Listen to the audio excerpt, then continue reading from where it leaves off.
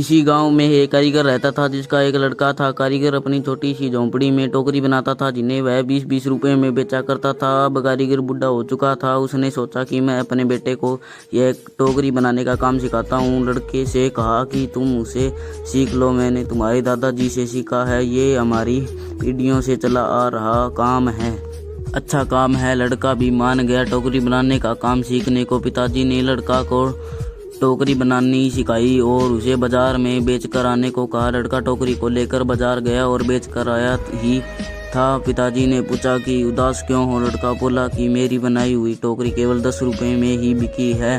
पिताजी ने कहा, चलो कोई बात नहीं, आज तुम्हें और अच्छी टोकरी बनाना सिखाता हूँ।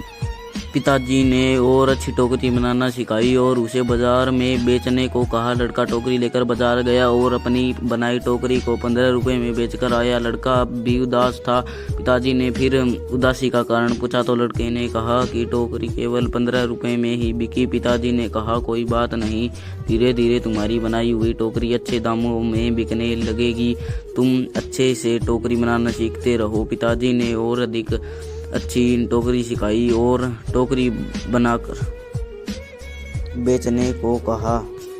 इतना सुनकर पिताजी ने कहा, ऐसा ही कुछ मैंने भी कहा था जब मेरे पिताजी खुद 15 रुपए की टोकरी बेचते थे और एक दिन मेरी टोकरी 20 रुपए में बिक गई। मेरे पिताजी ने मुझे 25 रुपए की टोकरी सिखाने को कहा था तो मैंने भी सीखने के लिए मना कर दिया था और कहा था कि आप खुद 15 की बेचते आए हैं, आपसे ज़्यादा की तो बेच कर आया हूँ। और तब से जीवन भर 20 रुपए की ही टोकरी बेचता रहा, क्योंकि उससे ज़्यादा की टोकरी मैं सीख ही नहीं पाया। ये कहानी हमें सिखाती है कि हमें थोड़ा सा सीखने पर घमंड नहीं होना चाहिए कि अब मैं सब कुछ जानता हूँ, क्योंकि ऐसा हो सकता है कि हर कोई कुछ ना कुछ आपसे अधिक जानता हो। हमें हमेशा कुछ ना कुछ सीखते रहना चाहिए। कैसी लगी ये कहानी कमेंट करके ज़रूर बताएं। धन्यवाद।